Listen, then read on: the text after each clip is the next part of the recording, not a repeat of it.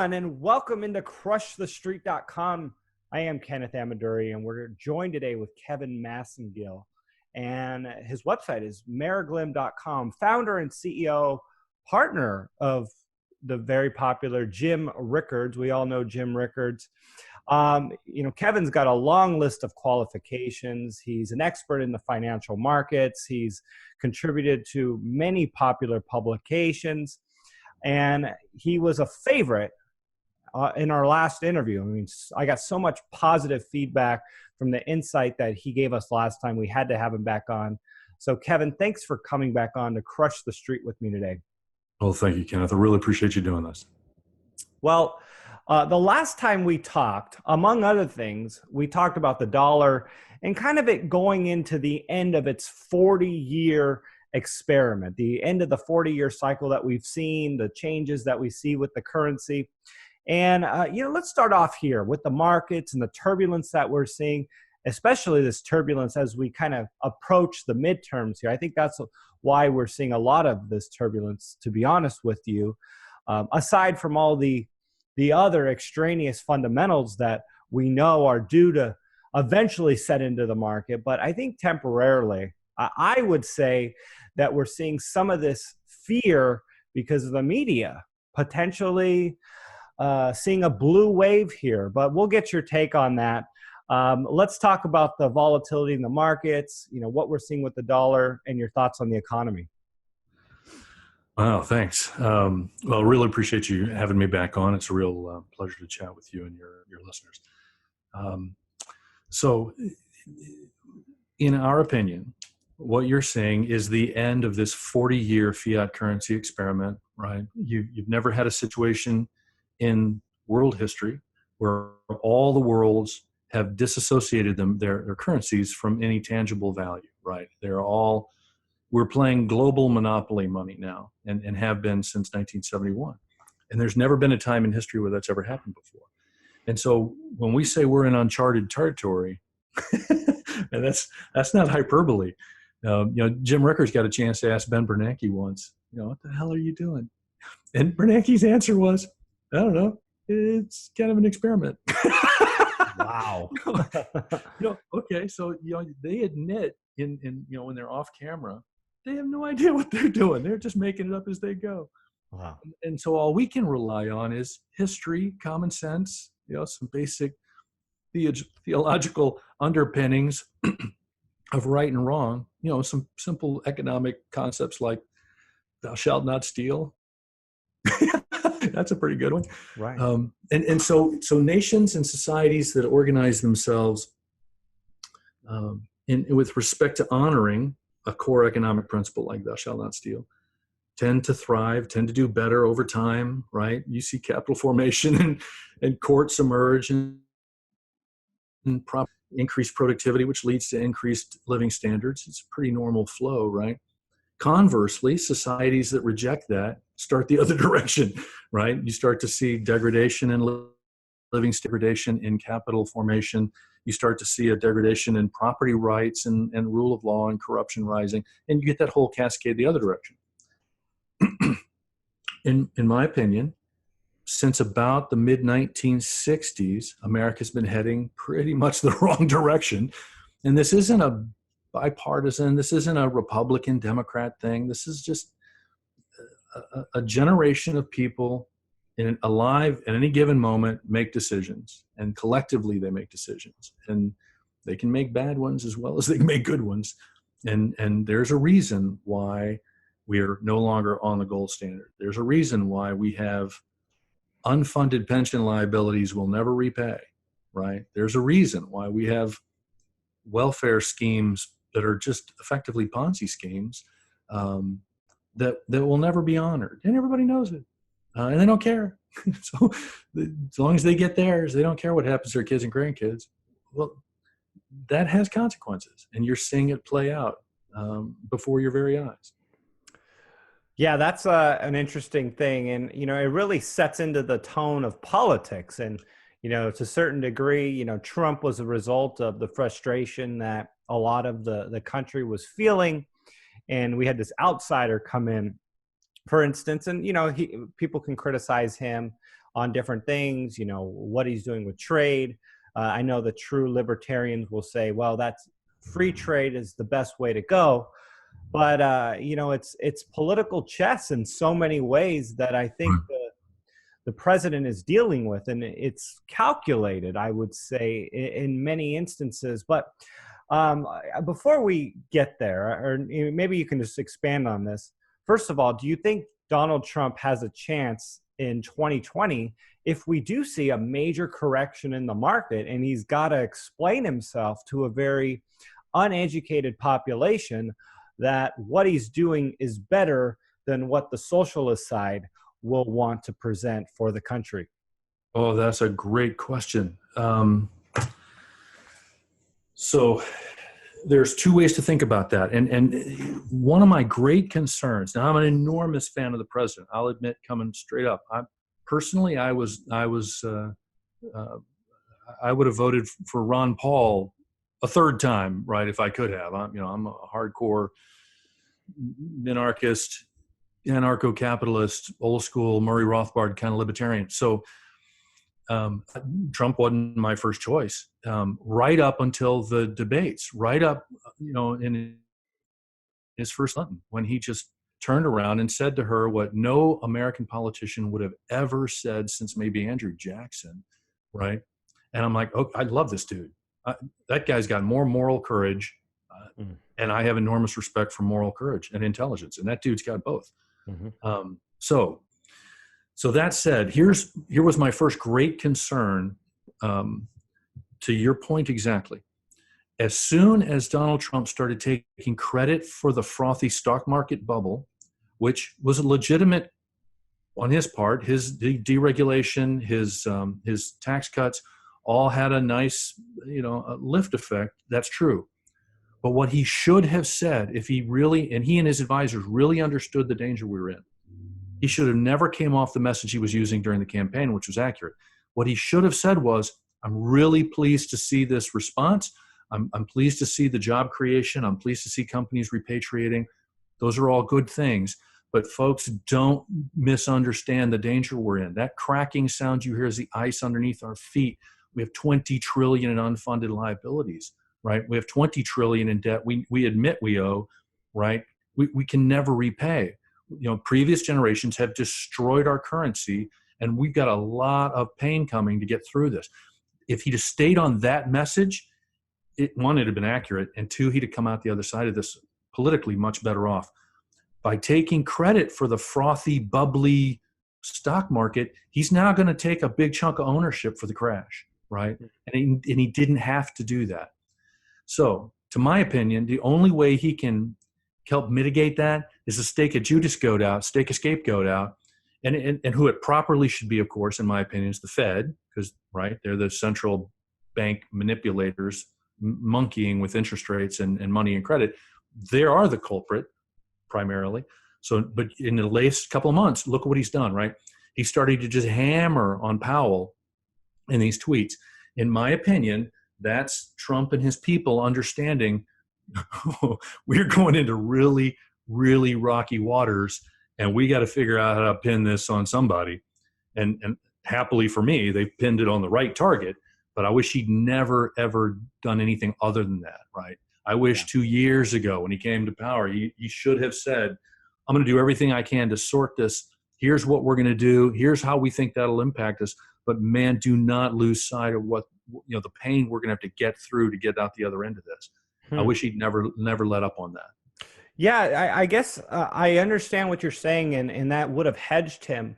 But I almost wonder if he would have, set the tone that there's risk, there's problems, if we would have had the effect that we've seen in the markets, if companies would have been as optimistic.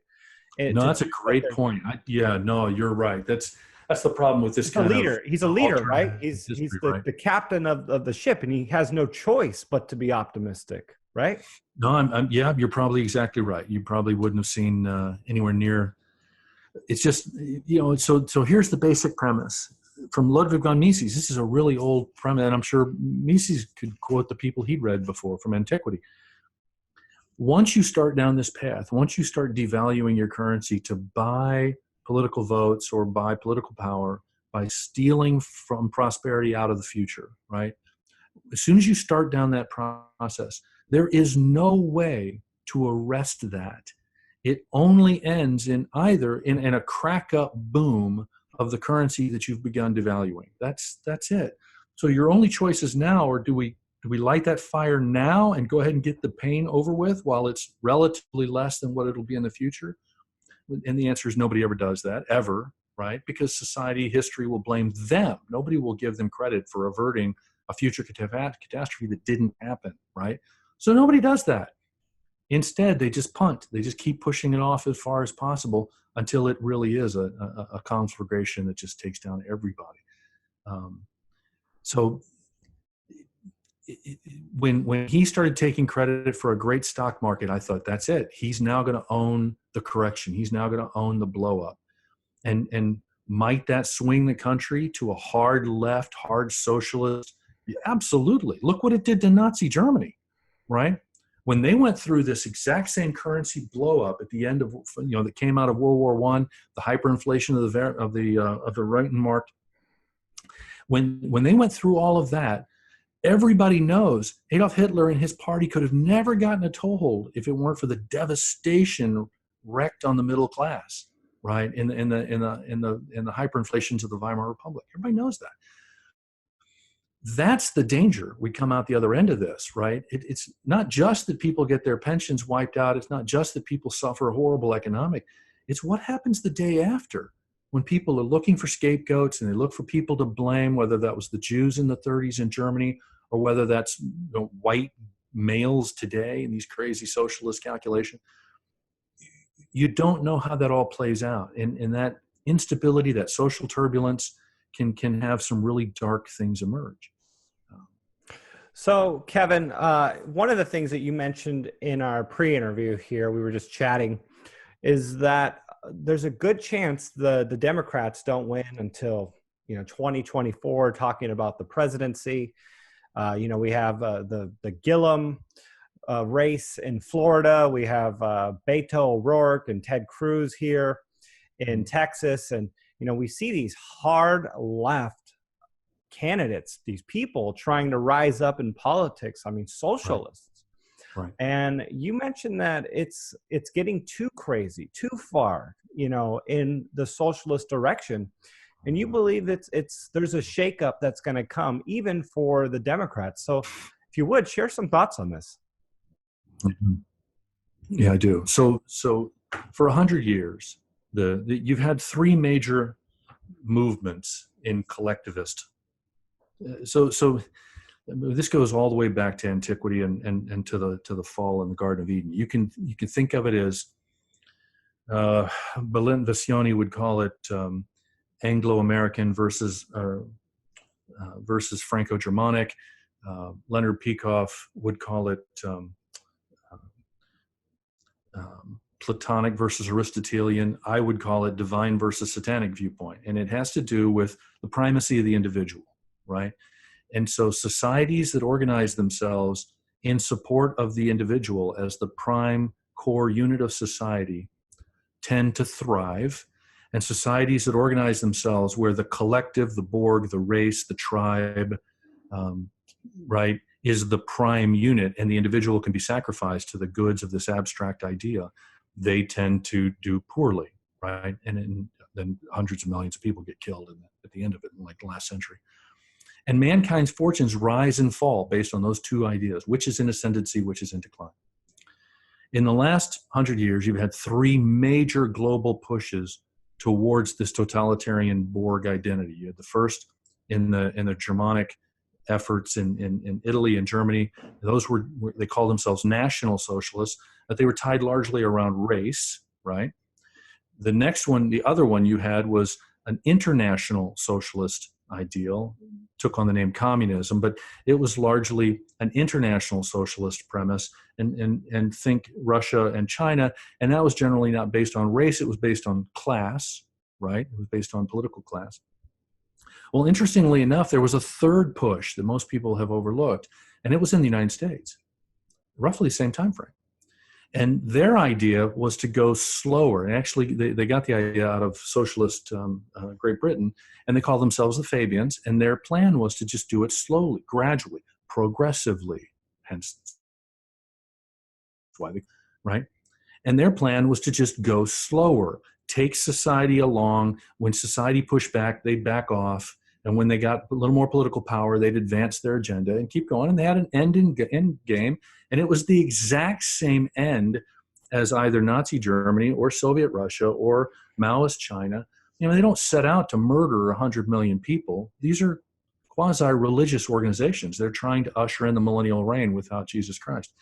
And they just happen to have to kill a bunch of people to save mankind. You know, these are sociopaths. But so in the American context, they just go slow, slow, slow. Here's what I think has happened that's different now. With the election of Barack Obama, they slipped the noose. They decided that they'd reached their end game, that they got their secular messiah. He's going to transform America. He ran on that platform. He got elected on it. So clearly, you know, it's their time. And I think part of what you see in their inability to accept the election of Donald Trump is a quasi-religious, cultish reaction. They are outraged in a way that you'd expect an Islamist to be outraged. It's a over-the-top, uncharacteristic, un-American reaction. It is a religious reaction. It's right. It's a reaction of a cult. And I'm not being flip or hyperbolic, or not trying to be. And the difference this time is that they don't have adult authority figures to rein them in and say, all right, well, we got as far as we could get. We got socialized medicine. That was a big push we wanted to get. Now we need to back off and bring the American people slowly, right? They went too far too fast. America wasn't ready for Miller Lite, guys from a Miller Lite commercial with big mustache and beards and dresses getting in girls' restrooms, right? America's not ready for that bullshit. So they went too far too fast. And instead of backing off and going the more progressive route again, they went all in, full-blown socialist insane, screaming at the sky, pounding on the door of the Supreme Court, screaming at people in restaurants. That's not going to convert middle America, right? You're never going to convert the 30% hardcore Republicans. You're playing for the middle of the country, the independents, right? And they watch that and they're just appalled. The character assassination of a good man in Kavanaugh. I mean, just the smears, the organized smears. That's not who we are. And that's not going to gain them votes. So in my opinion, it's going to take them a series of election cycles of being just annihilated before a new generation of leadership, kind of the adults, come back into the Democratic Party, retire all the old farts that are just corrupt ideologues. They don't have any ideology. Their ideology is money and power, right? They don't believe anything. They believe whatever they think will get them elected. Those people are going to get swept away after a couple more crushing elections. The Pelosi's and the Schumers and all of them will be gone. There'll be a new generation. It won't be the crazy or the Gillum in Florida. It's not going to be those people. They'll be gone. They'll be swept away in these elections. There will be intelligent, reasonable adults back in charge of the Democratic Party, and they'll be back to life. But I think it's going to take crushing nationwide electoral defeats. And my guess is they're not going to win a major national election again 2026, 2028. And I just base that on they think they got a shot now. They're going to get destroyed in these midterms, in my opinion. Destroyed. Wow. Trump's going to win by a landslide. He may win with a greater electoral college victory than Reagan had against Mondale. And then, just like the nation normally, after a two-cycle presidency, it almost always goes to the alternate party, down through American history. That just pattern constantly repeats. Very rarely is it broken. It was broken last by George H.W. Bush. The country was giving Ronald Reagan an honorary third term. And he only got 4 years because as soon as people realized that dude's not Reagan, he was gone, right? So I think the same thing's going to happen with Mike Pence. I think in 2024, Pence will win the presidency. again, in violation of the cycle, but because the country will be so happy with the things Trump accomplished, they're going to give Trump a third term in the form of Mike Pence, in my opinion. Wow. Just like Bush was given one by Reagan. Now, whether he can keep that mandate will depend on him and what he can accomplish in that period. But that's what I think was very likely to happen. And if that's true, then that means they will have suffered devastating defeats in 2016, 2018, 2020, and then there's going to start being this backlash, right? But I don't think they'll be able to fully recover until after they lose another national election in President Pence's election. Then you're going to see just a wholesale Aegean stable sweeping clean the socialist nonsense. That's what I think we're likely to be on a track for. We'll see. Someone pointed something out to me, and it reminded me of this when you said, adults coming into the party. But if you would probably know this better than I would, but in the 60s, you had this massive movement, with liberalism and, but these are the same people who became the baby boomers who are now the conservatives. This was coming of age and kind of flipping the script in certain ways.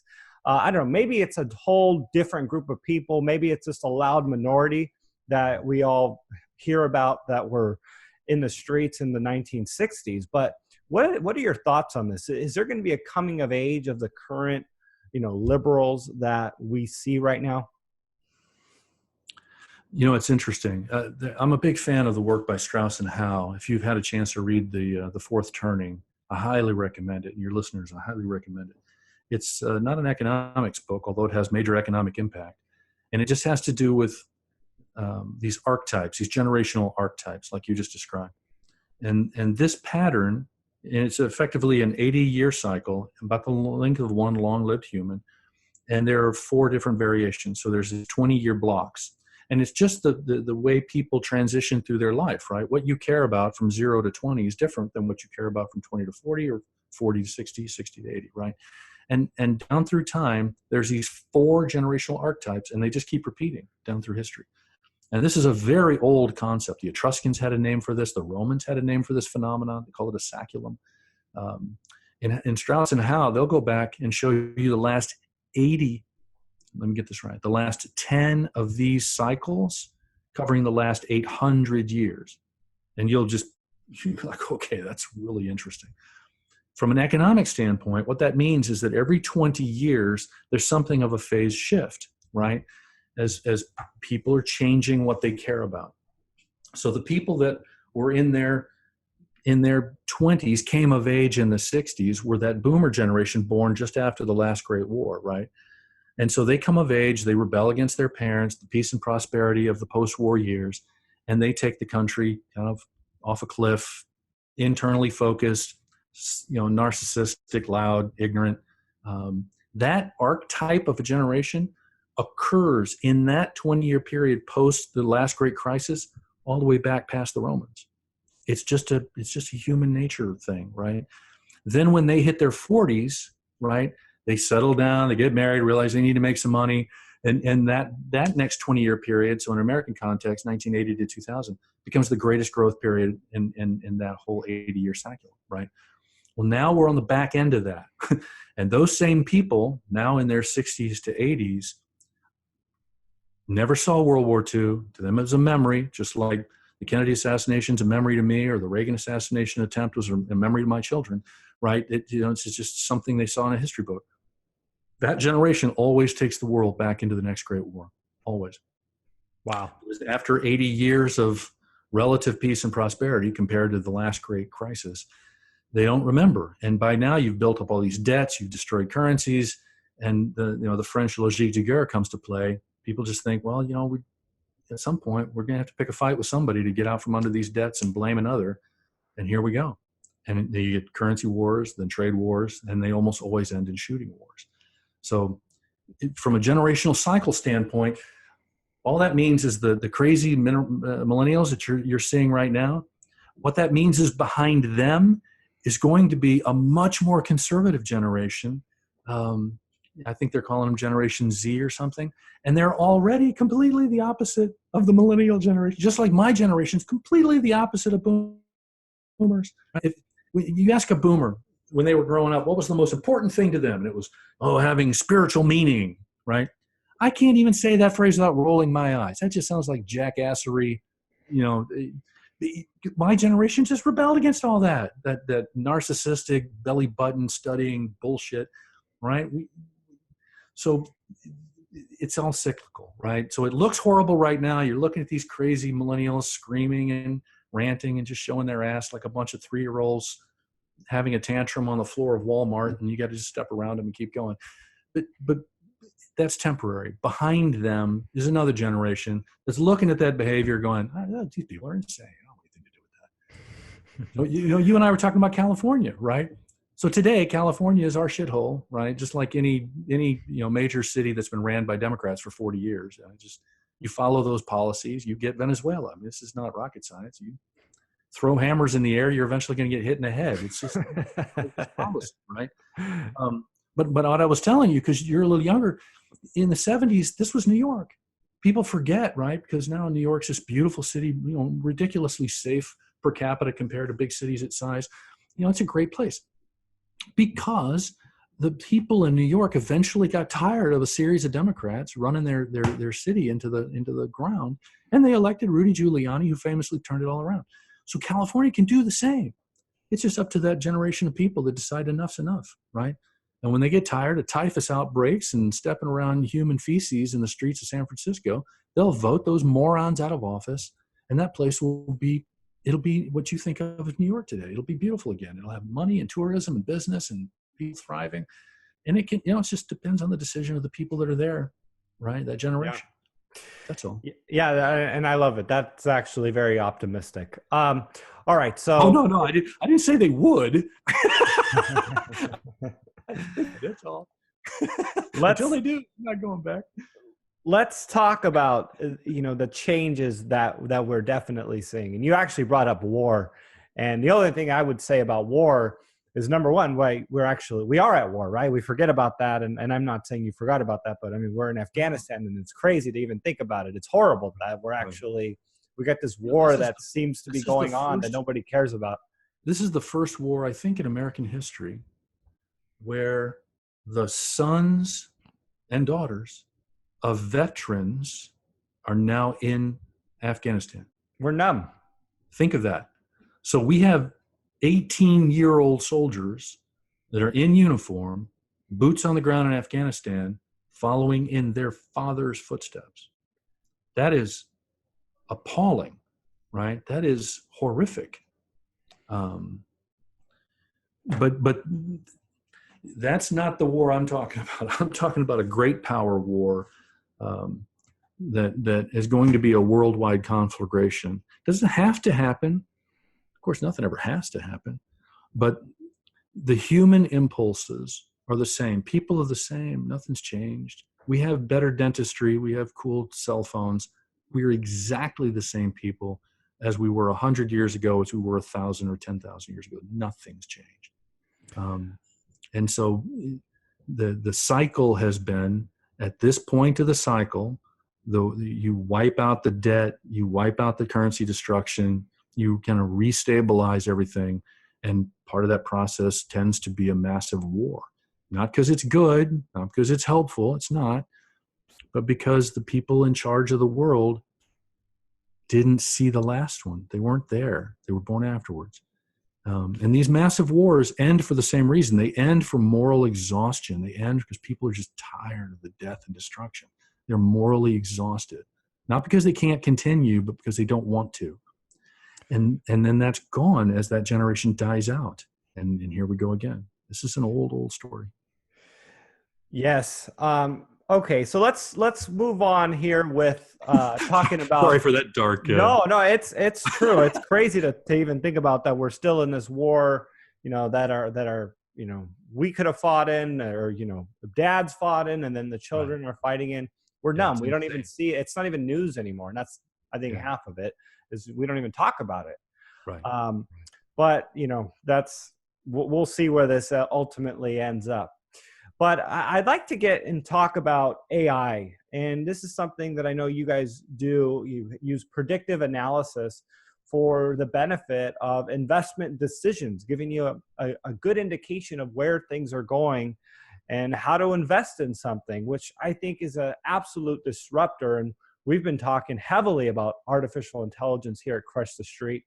But before we talk about the company, talk to us about AI. How big of a disruptor do you believe AI to be going forward here in the 21st century? And, what does that mean for jobs and society as we know it? So that's another great question. So I take the libertarian view of technology. I don't view it as a bad thing. Of course, it's disruptive, but the internal combustion engine was disruptive, right? Think about how many buggy whip manufacturers and wheelwrights were put out of business, right? I mean, and it happened quickly. I think I read the other day in 1900, New York City was full of horses. There was like one car in a picture this guy put up. And 13 years later, it was all cars. 13 years and one horse on the street.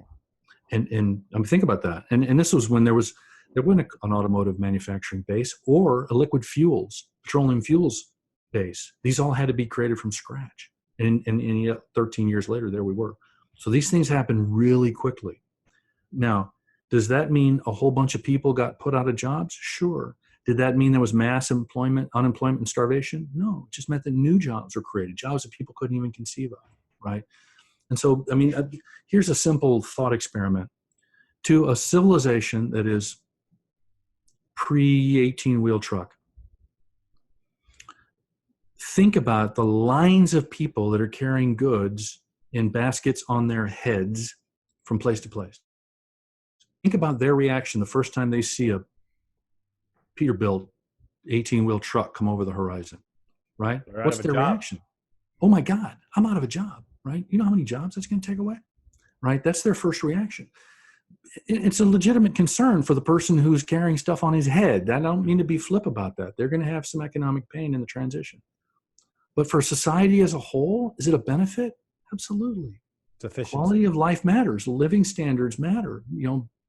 Lower infant mortality rates and better dentistry matter.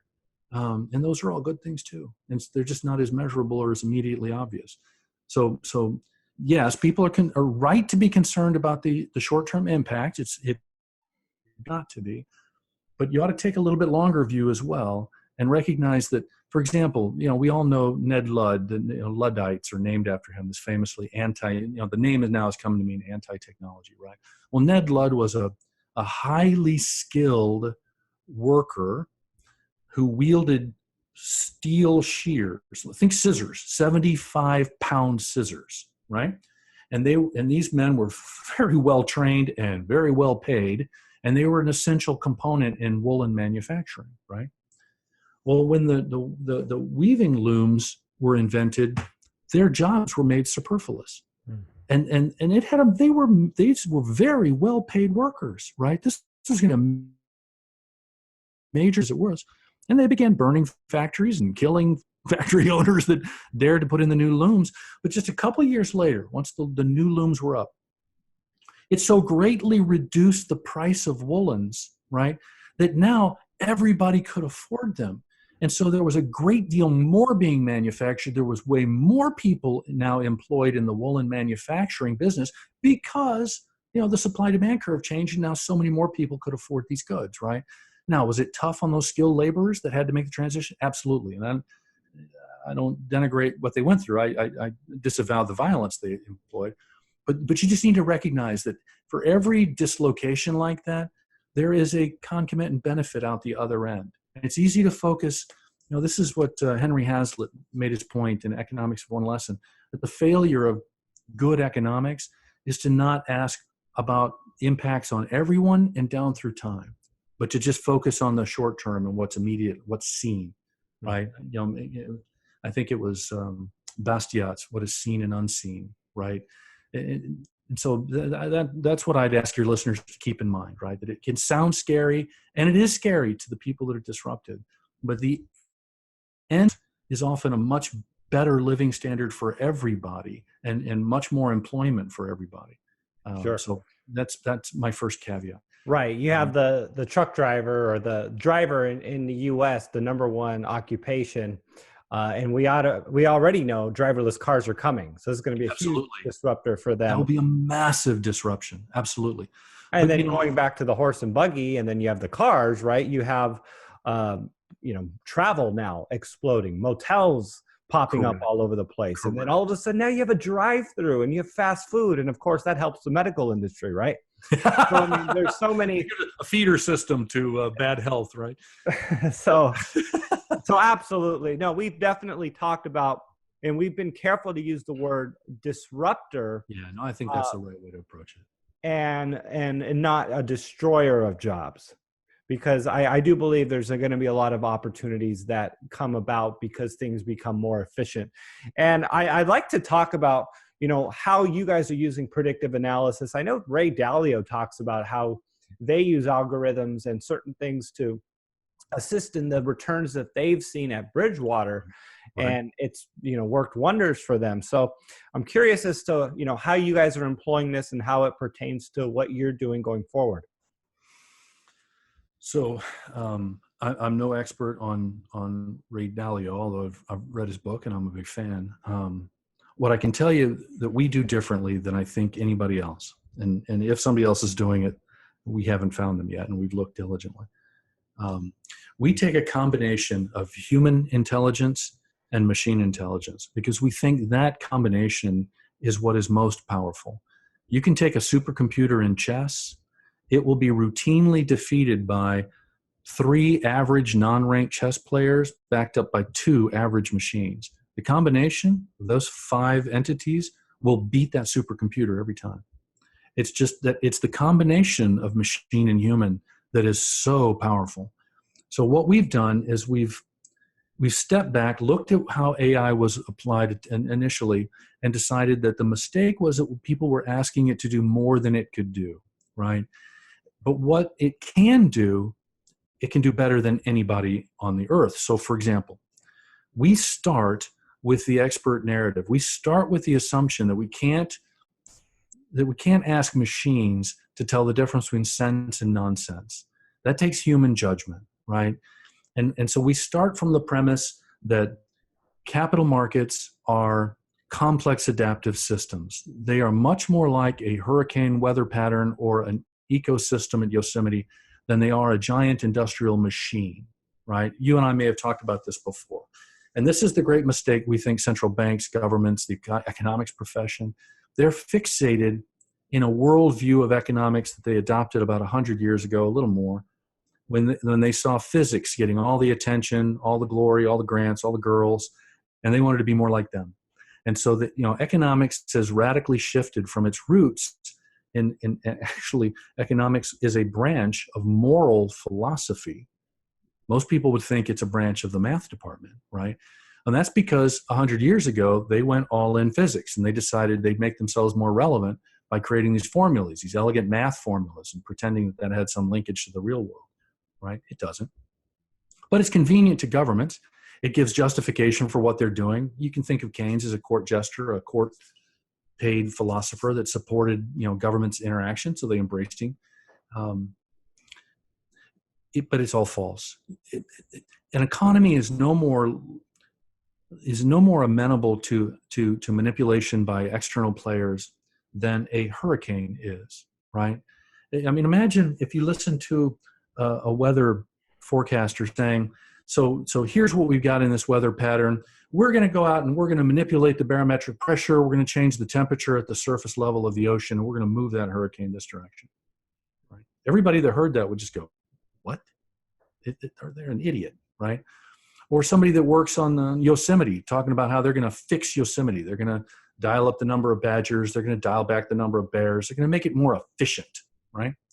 You just, what? That is a complex adaptive system. You can't make changes without having a cascade of unintended effects, right? So that's the real world, and that's how real capital markets function.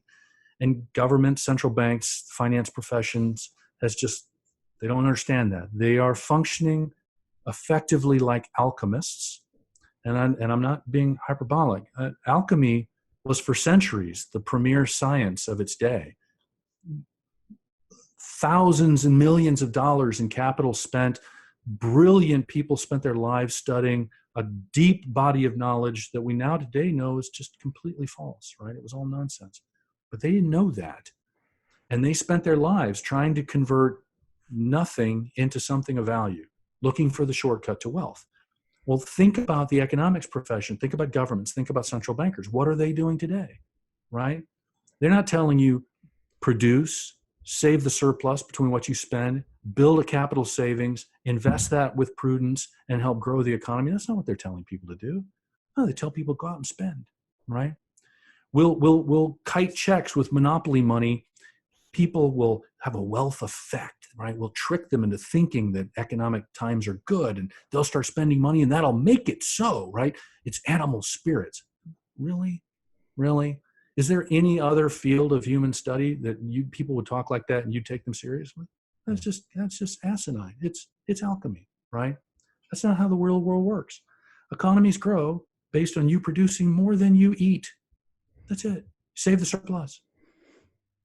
And it's got a good idea and grow the capital formation. That's for real life, right? You can't get rich by going into debt. You can't get rich by kiting checks, not as an individual, nor as a society. Okay. Sorry about the rant. So we start with subject matter experts who understand that's how the real world works, right? You take their intellect, you take their brain, you take their ideas of how conceptual components are linked, you map that into a three-dimensional model we call a cognitive map. Now you've got something that's actually closer to how reality actually functions, but it's so complex that no analyst or team of analysts I could hire could keep it updated. Now, this is what artificial intelligence was built to do, right? This is what a natural language processor can do. It can't build that cognitive map for me. It can't tell me if Janet Yellen or Ben Bernanke or Powell understands how the world works better than Jim Grant or Pippa Malmgren or Jim Rickards. It can't tell sense from nonsense.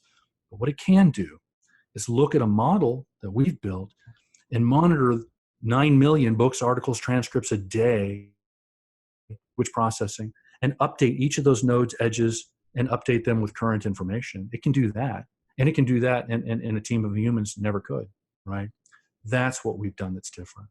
We start with human subject matter expertise.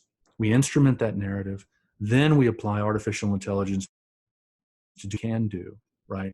And now what comes out the other end of that for our clients is this shockingly elegant solution. Here's an example. People say, they scoff, you can't predict the future. Nobody can. And if you say you can, you're just a charlatan or a fool, right? Nassim Taleb's view of the world, and he's spot on accurate. Here's the way I'd answer that. 200 years ago, if I had told, I live in North Florida, so we just had this happen.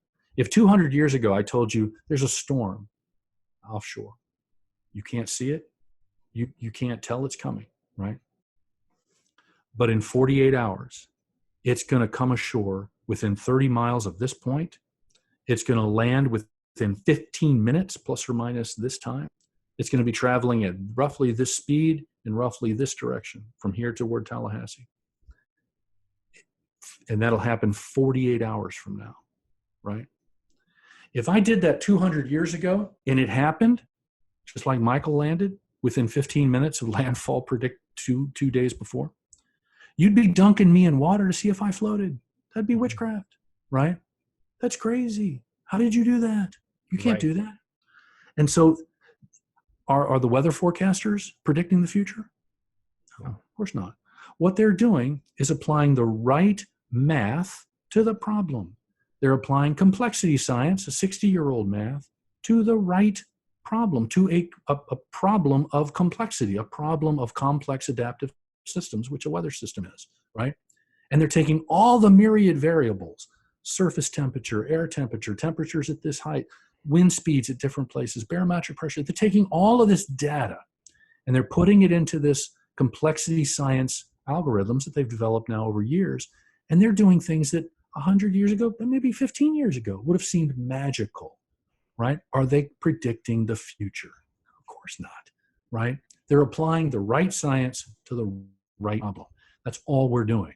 So when we look at complex adaptive systems that make up financial markets, and we input the 30, 40, 50, 60 different variables and how they all interact with each other, and then we weight that, and then we update those variables in real time and run our complexity science algorithms over the top of that, what you're getting is almost, I almost say identical, because actually we've had some breakthroughs ourselves that are proprietary, that it can be understood just like your national weather stations are doing to calculate.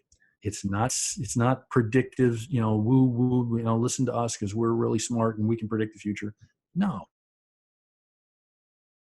Play God. We've just taken the right math and science, applied it to the right problem, in a way that people haven't recognized yet, because they just don't recognize that capital markets are complex adaptive systems, just like an ecosystem, just like a forest fire, just like a hurricane. Sorry about that if that was a long-winded way to get to answer your question. No, honestly, I wish we had more time. You're the type of person, to me, I like listening to Rick Rule talk, and just how he explains things and makes me think about things in a brand new way. And this is exactly what I'm doing when I'm sitting here, just absorbing this information. Well, that's high praise. I'm a huge fan of Scratch Rick my Rule. head on a few things regarding AI and just the cycles of history today. And I know the audience is going to greatly appreciate it. So, thank you, Kenneth. Kevin, And I take that as high praise indeed. I'm a huge fan of Rick Rule, so I take that as a great compliment. awesome. Yeah, no, we love Rick Rule here. Kevin, if you would share some closing thoughts and let people know what they can find if they reach out to you, or want to get more information from your website and what you do. So Jim and I have built this world's first predictive data analytics engine, primarily focused on institutional investors right now. At some point in the future, we may figure out how to take that to retail. But if you're interested in reading, we publish an enormous body of work. Go to meraglim.com, MERAGLIM. The name you may not recognize, but the story you would. We named the company after the 12-man reconnaissance team that Moses sends into the promised land. He has to pull the 12 crown princes of the 12 tribes, and he makes a reconnaissance unit to go into the promised land. 10 famously come back panicked. 2, Joshua and Caleb, famously see all the opportunities. And Jim and I thought this was just a great analogy for what we're doing. And in Hebrew, the proper name of that team is called the Meraglim, or Meraglim anglicized. We like that a lot. Go to the website, check out the blog. If you're interested in the backstory, more of what we do, go to the bibliography. There's some fantastic reading there if you're interested to know more. And you can follow a lot of our work there, and you'd be most welcome. Well, thank you, sir, for coming on Crush the Street with me today. Appreciate your time. Thank you, Ken.